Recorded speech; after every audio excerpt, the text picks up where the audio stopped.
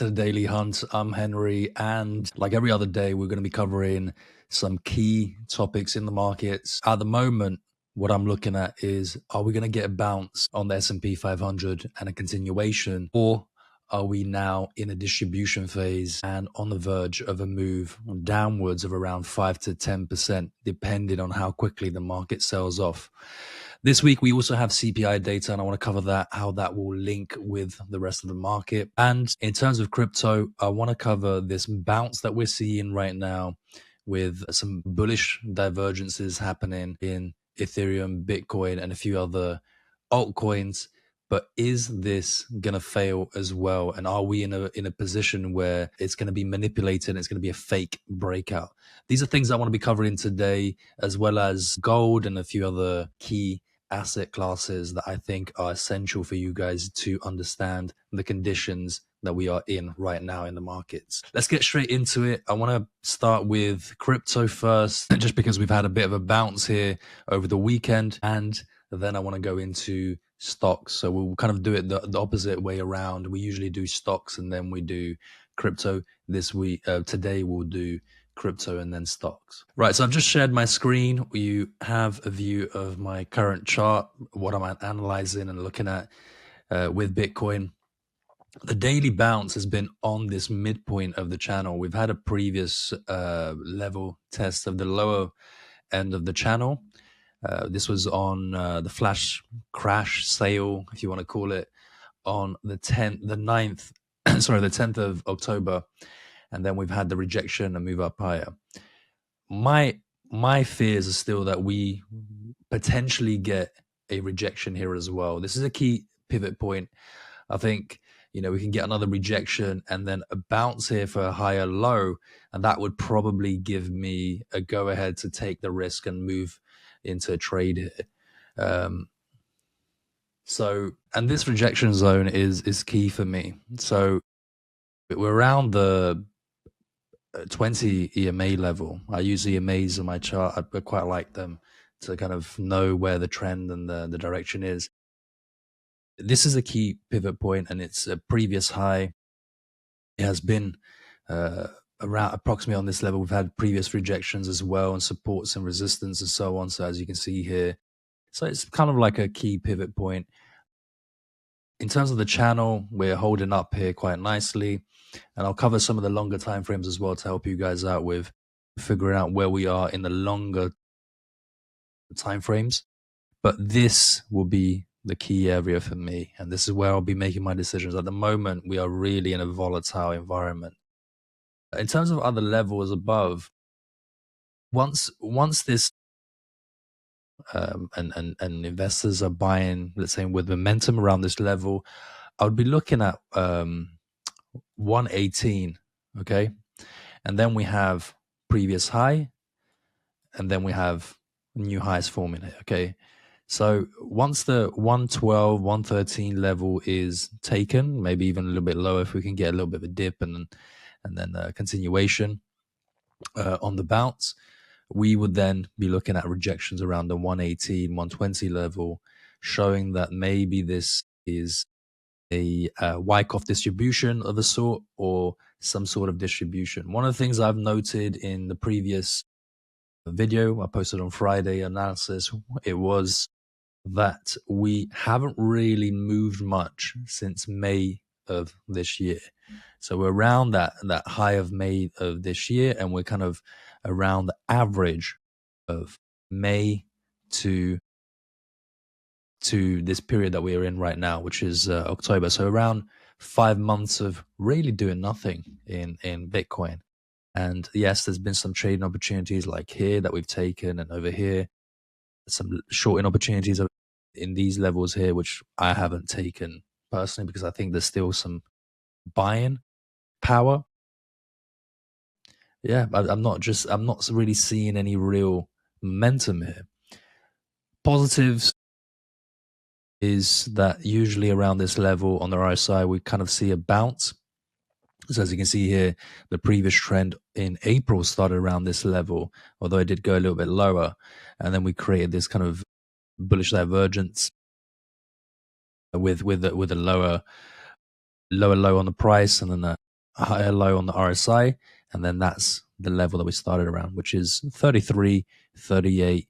We kind of see bounces around this level, and that's the reason why we're probably seeing a bounce here as well. And we saw a bounce on the 26th as well as the 10th of October. So these are levels I think algorithms or bots are probably looking at and buying, and levels that I think maybe position traders are liking it and looking to accumulate more here.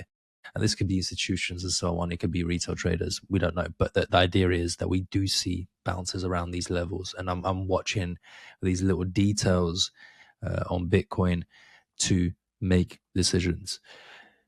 In terms of the weekly, and this is where we it gets a bit interesting because, like I said, since May, so as you can see here, May, and then we can look at the highs of December of last year as well. So we're kind of looking at a 12-month period.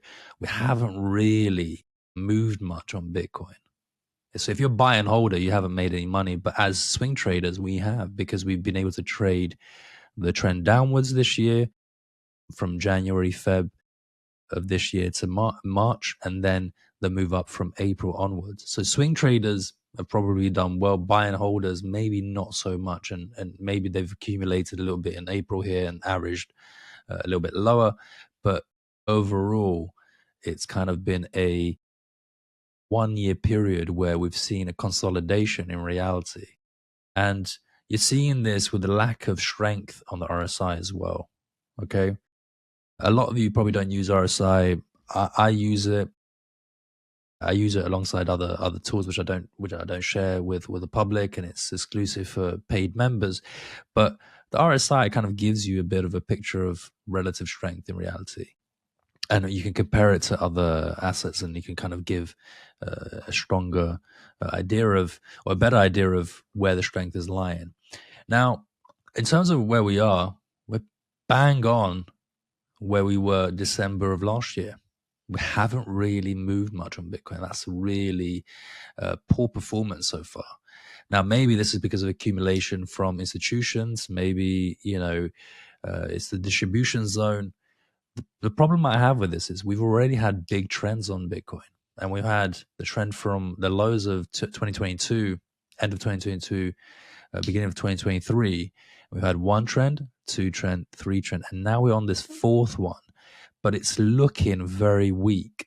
So if we look at the weekly, the biggest trend was the middle one and the first one, the middle one, and the third. So the first three trends. The fourth one that we had now was decent because we had a bounce, but we're kind of failing here, and we're not showing strength. And this is very worrying for me.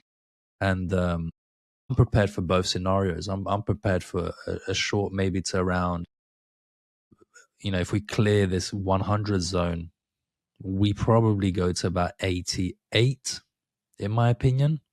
And then we have other zones around 60 something. So we could even go back to 73, which is a key zone here, So if we clear this, we go back to 73, and that would take us all the way down on the RSI, maybe build a new cycle. And this is the key with the RSI here, is we kind of like build new cycles once it breaks below.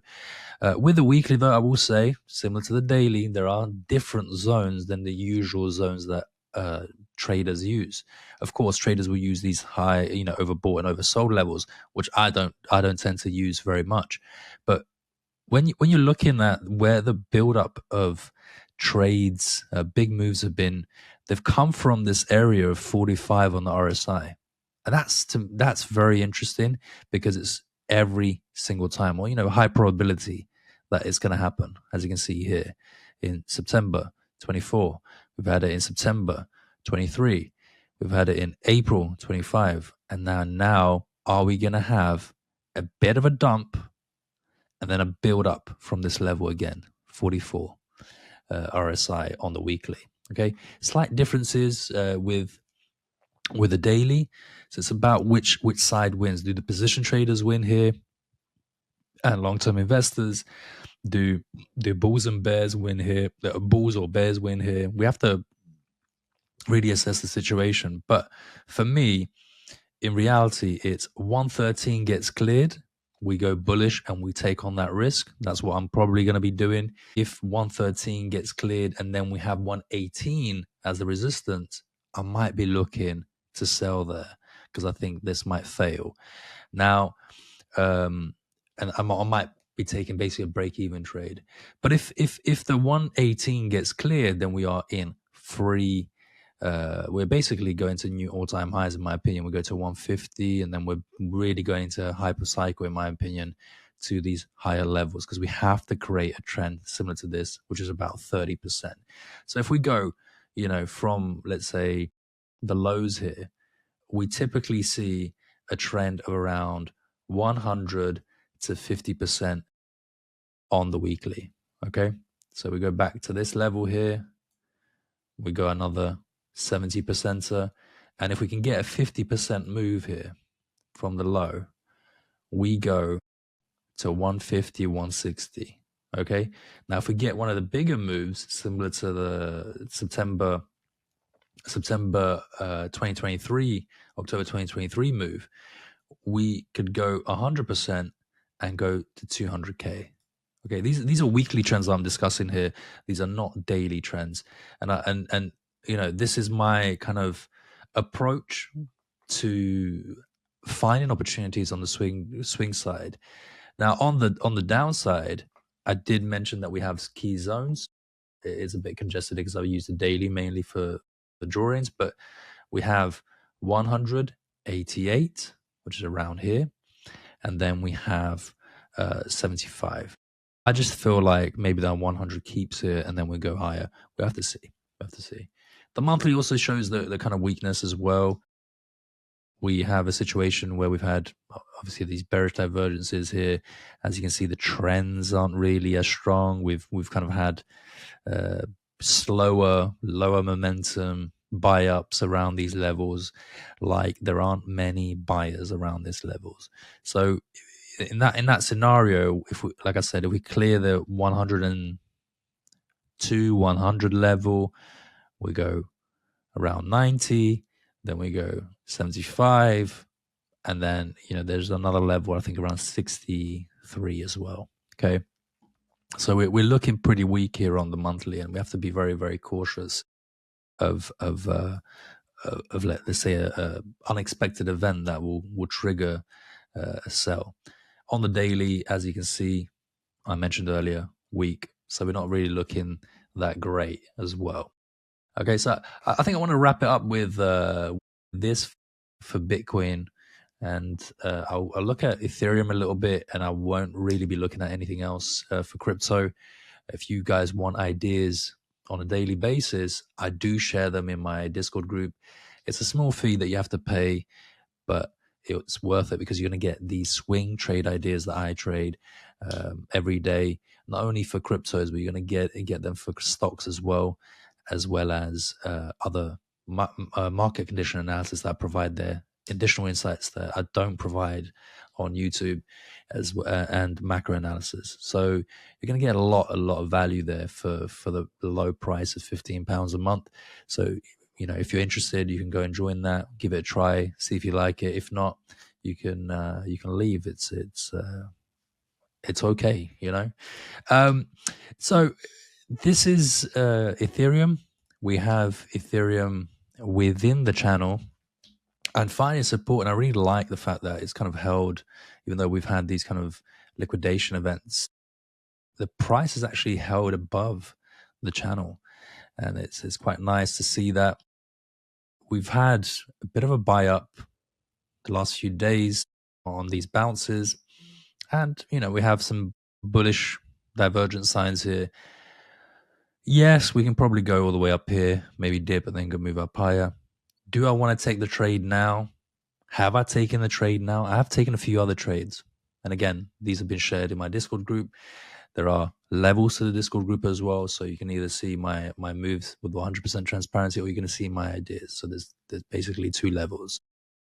With Ethereum though, I'm going to wait for that kind of this zone to decide this week.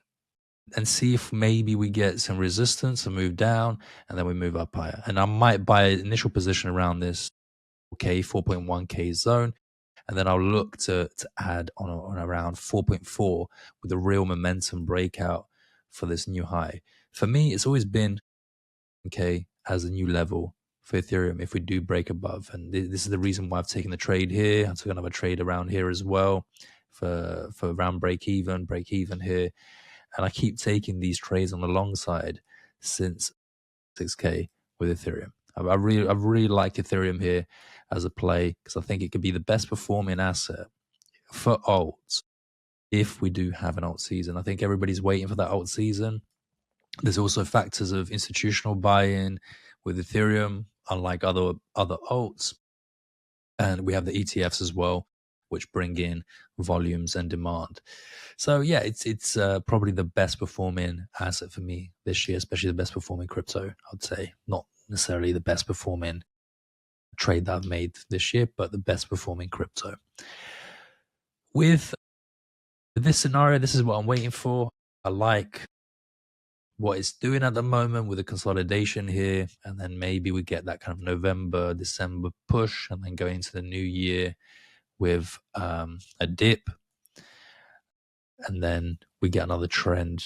If we're really going to get a cycle, we would get another trend around early next year, late this year, to take us all the way up to, like, let's say 7-8K.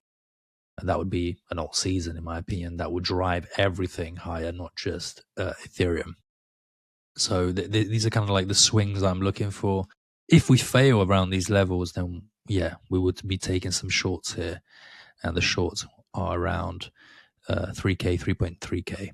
I think we can kind of take the trades around these levels on the rejection and then move back down. I'm not really liking the shorts because of the risk reward ratios at the moment and the kind of where the market is, the market sentiment in general. But, you know, I would be willing to take a short if the market collapses. And so far, it looks like it's a 50-50 coin flip, and I'm exercising maximum caution by only trading the best opportunities, which I share on the Discord. This is crypto. I could cover a little bit of Bitcoin dominance, maybe, just to kind of look at that as well. I haven't looked at it in a while. We'll see where that is. Obviously, we can kind of see it with a price movement here that altcoins are performing better than Bitcoin. But the dominance that I saw was that, yeah, we were going to get 60, kind of achieved that. And then now it's about whether we kind of move around these levels, reject, and then move down on the dominance. I have a feeling that Bitcoin will continue to increase its dominance because I think Bitcoin is the most desirable asset and the most secure and stable, and it will continue to have demand. And with this sell-off here on the monthly, which we had in August and September, we are kind of like in a situation where I think maybe we bounce and move up higher. But personally, I thought maybe we move lower and give alts an opportunity. That is the coin flip that we're discussing here. And in the next few days and weeks, maybe we'll find out for sure. And you're probably going to be seeing here on the YouTube channel, as well as if you join the Discord or Telegram or these other social medias that I have, where I'm positioned in these moves. Okay, crypto finished. I want to cover now stocks. I think stocks are a little bit more interesting. There are other factors to consider here. And what I mentioned in the previous video was the 20 SMA, the 20 MA is the key for stocks. And we have this channel that's been the ascending channel. I think if you've done any bit of trading, you know that eventually this channel will break after a few supports, and when it breaks, usually we get a little bit of a dip and then kind of moves up higher. We've seen it before around here during this period. As you can see here, there's two channels. There's this one here, and then we moved up lower, and then we had the second channel. We've seen it here before, November 2023 to whatever period. It was around April 24. And when this happens, it's kind of like a dull market that continues higher, and there is momentum there. and it will have these kind of like volatility moments or liquidations or certain events that happen and then move back up higher. What I am seeing though is a huge potential for 5% pullback to around 6.4K. And that I think would be a nice restart zone for the markets to build up momentum going into November, December, and the end of the year, and then maybe developing a new trend. However, this zone here on the 20 MA after the 10th sell-off has been a nice bounce so far, but it's getting these rejections around this zone. Okay. So we're kind of, if we're looking at it, we're kind of developing a head and shoulder pattern here, or maybe some sort of distribution. And I mentioned in previous video, it could be similar to the scenario that we saw at the end of last year, where we had this kind of like Wyckoff distribution type zone. And the question is, are we distributing here, or are we, let's say, buying the dip again? And for me, I'm willing to take the risk and buy the dip again because I've got a decent performance for the year. And I think we can kind of take that risk and run with it and maybe manage the positions. And that's exactly what I'm doing. I did sell most of my positions last week. I think it was the Thursday. And then the Friday, I ended up rebuying some that were showing more strength than relative strength. We had a really good portfolio, and we've kind of achieved around that 90% level for the year to date. So it's moving pretty well. And we want to be rebuying them in reality, just because there's such good stocks, and we time them to perfection throughout the year. And I just keep on buying the same names that I like the Rigettis and the QBTSs and so on, that I think can perform. What I would say though is it feels to me like we might consolidate for a little while on these moves, like the Rigettis and so on. So I kind of just wanted to protect my profits. I did rebuy Tesla, and I rebought Intel and Nvidia. Tesla has earnings this week, so we're monitoring that. And I think from these levels, it could kind of surprise us with good earnings, move up higher. Of course, it could surprise us either way, to be honest. But it could surprise us and move a little bit higher here, and then probably dump a little bit. So I'm willing to take that risk. I've traded this big move here. Previously, I've also traded these other moves throughout the years. You know, I've kind of been making very, very good profits throughout the year with Tesla. So I'm happy to take the risk and risk some of my profits.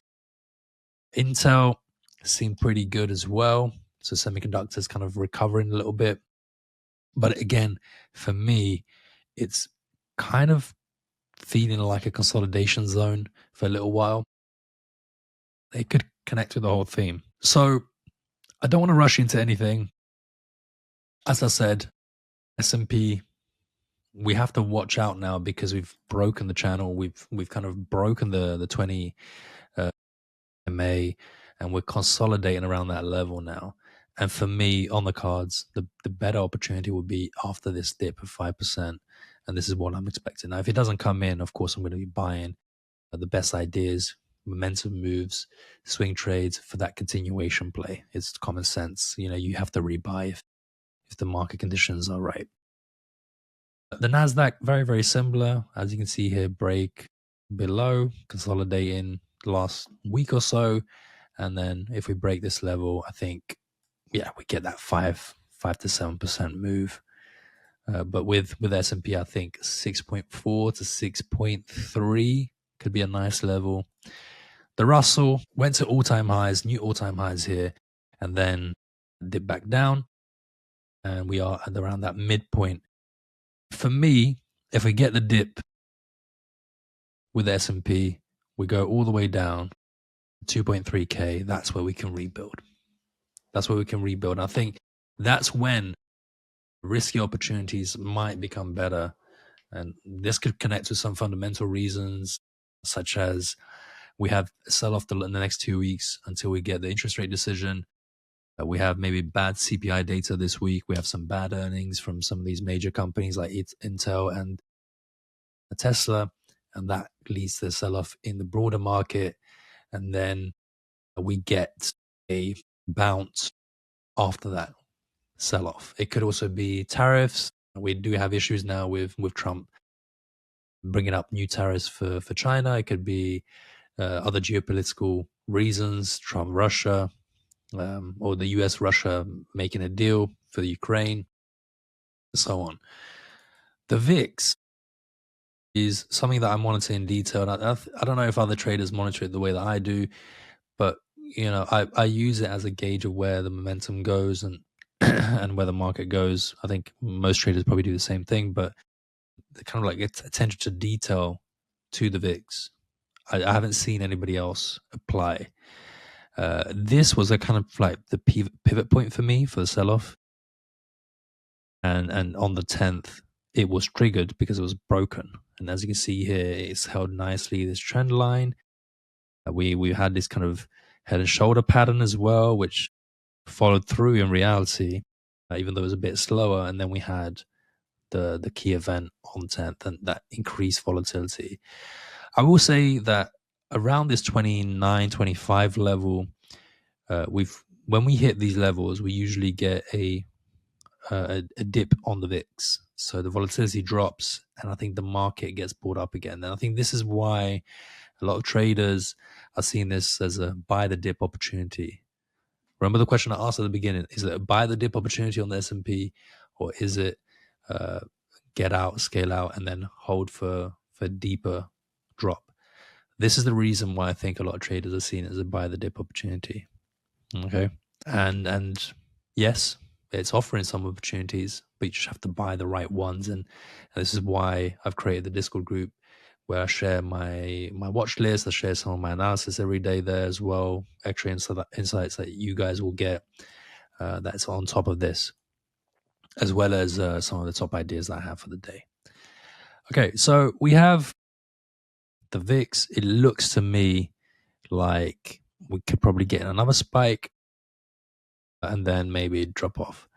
We want to be seeing this back down below 19. I'm going to add a alert there, and then if it goes above 21, we are full on dump, I think, and we're kind of going to these lower levels. So we have to be very, very concerned about our portfolios because something might have triggered that. That's it. In terms of stocks, there are new opportunities that I'm looking at, but I just haven't seen many decent ones that I want to cover here on YouTube. Like I said, if anything comes up, I will be sharing in my Discord group. So again, you can join that. The link is below in the bio, as well as on my social medias. Now I want to go into gold, and I want to discuss the dollar, the Dixie gold. I want to discuss commodities and some opportunities that I see. Natural gas, I've seen that as a huge opportunity for the seasonality. The dollar, I think, I've mentioned in previous video that it potentially moves up. I want to cover here with the charts, and I want to cover gold. Okay, so with gold, I think what's happened in the markets is we've had this euphoric buy, and I've seen queues online of people going to buy bullion.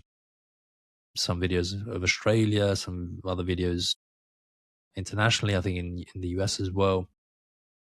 And to me now, it's looking very euphoric. And yes, of course, it can move up higher and et cetera, et cetera. But around this level, this is maximum risk. This isn't maximum opportunity. Maximum opportunity was 3.3K when we were discussing it on my channel, and I was discussing it on social media as a key buying opportunity here, and you would have made close to 27% in just over 2 months, just under 2 months. So that's maximum opportunity, not here. And the real opportunity on gold is actually finding the key moment to short it. I've already opened a short around 4.3, 4.4. I think it's around 4.3 something, 4.325. And we're looking now to just try and see whether this shows some weakness. Okay, I'm just going to lower this a little bit just to free up the chart. We're looking to see here whether we see some weakness. And yes, we can move up higher. We want to make sure that it doesn't clear 4.38. 4.2 was where we bought it, where we entered short. And now we have plenty of room for this to dip back down now and revert to a mean. It has to revert to mean. It has to do a dip. It's common sense. It's just mathematics. Nothing will move up forever. It has to do a dip. It has to do a sell-off. People will be taking profit, and that's what we're playing here for that short. Just looks so good. It looks really good for the short. Yes, it could go up higher. We'll take that risk. It's fine. And the short potentially takes us back to the 20. We haven't tested the 20 in a while, or just below the 20, which will be around 4K. So 4.3, 4K. How much do we make on that? Probably 6%, 5%, depending on the actual price that it hits. Yeah, about 6-7%. We could. I personally think it goes all the way down here to 3.9, so around 8%. That's the opportunity that we see in gold right now, or at least I see in the gold, and I've shared with my community, as well as I've traded myself actually a position here against the market. Again, very risky because obviously we have the euphoric buying, but I think the risk is actually on the long side rather than the short side in this situation. Silver as well looks very similar, and again, short position around the 52.9 level was a good entry, and we now have the opportunity to go to around 49, maybe even as low as 47. Okay, these are kind of levels I'm looking at. Probabilities are in our favor. Even if we get a little bit of a rise, I think we double top is fine, and then we go down again anyway. It's just whether our stop loss gets hit. Very unlikely, but we'll see. So yeah, maximum opportunity, maximum risk on the high if you're buying long, maximum opportunity here for the short. So it's kind of like a no-brainer. The dollar, I mentioned in previous video that I think it will move up higher, and it's starting to show some signs. I would like it to clear this 98.7 level and then move up higher. I want to see it around the 100, maybe even 101. That will get us to kind of experience a mini drop in the broader market. With the dollar strengthening, we'll get the gold drop in, we can get stocks drop in as well, and maybe some cryptos before we accumulate again. And I think that will be a nicer move and logical move, but the markets don't have logic sometimes. So we kind of just have to analyze the situation. But I'm seeing it, and again, if you connect everything together, it looks like it could easily just one day trigger this move, and then we go back to 100 and we get a bit of a sell-off in the broader market. Natural gas, I have mentioned natural gas a number of times. I do see it as a huge opportunity, but it's been very kind of volatile and up and down. Overnight, over the weekend, moved 6%. Makes sense. Seasonality, and could build up a trend here. With this play, it'd probably be trading individual stocks rather than trading natural gas itself or the futures. So I'll be looking at some individual stocks, which I'll share in the Discord group. With US oil, looks quite low here. I think, we can maybe get another retest of the 55 and then move up higher, but, it could happen now as well because of the overextension on the low side, but on the short side. But yeah, this level looks pretty kind of like a guarantee that we bounce around, 55, 56, where we are now. And that would then potentially build a trend. We have something like this developing on this one. So the real kind of like pivot point would be come back up here, reject, come back down, and then maybe January of next year, or end of this year, we get the move on US oil, where we see it moving up higher. That's what I'm kind of like seeing. I can draw it for you as well, just kind of like, so we do something like this, and then boom, something like that. I mean, we could go a little bit lower as well. We can build from here, but something like that would make sense here in the markets. Okay, so that's I think that's most of it covered. I don't want to be covering too much. I don't want to make these videos too long as well. I want to keep them kind of short, nice and sweet. CPI data to watch out for this week, crucial, right? Crucial for the decision for interest rates. So CPI data, let's watch out for that. On Friday, home sales, I think they're quite significant because we have a situation now where I think regular folk are suffering financially, and it's just not showing yet in the economy. We also have jobless claims, so that we should watch out for. These have dropped recently, but we should monitor them as well for spikes. I have seen some data where searches for find a job have increased for the US. So that could be a sign that maybe the economy is not doing so well. AI is replacing jobs and so on. People are being made redundant, and they haven't been made redundant yet. So people are fearful, and something's brewing in the job market. So we have to monitor that situation as well. That will naturally lead to some sort of sell-off, and it could lead to big moves on AI stocks moving well, but on the broader market, it will lead to a sell-off. That's it. I hope you guys enjoyed the video today. Please subscribe if you enjoyed it, and follow me on social media. So my social medias will be underneath in the description of the video, as well as on the bio of this channel. Like, comment if you have any comments to make about my analysis or any thoughts I've made. Maybe you disagree with me, maybe you agree.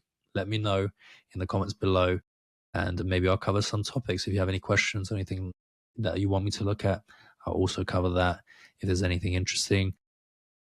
Also, if you guys are interested in the Discord group and you want to see my watch list on a daily basis, my market analysis and conditions that I provide there, additional insights, there is the Novice Trader group, which is only £15 a month. The other groups, which gives you complete transparency on my moves, and I have performed around 80 to 90% on stocks, depending on the volatility and where we are. This year to date, since January the 1st, and I am in the US Investing Championship.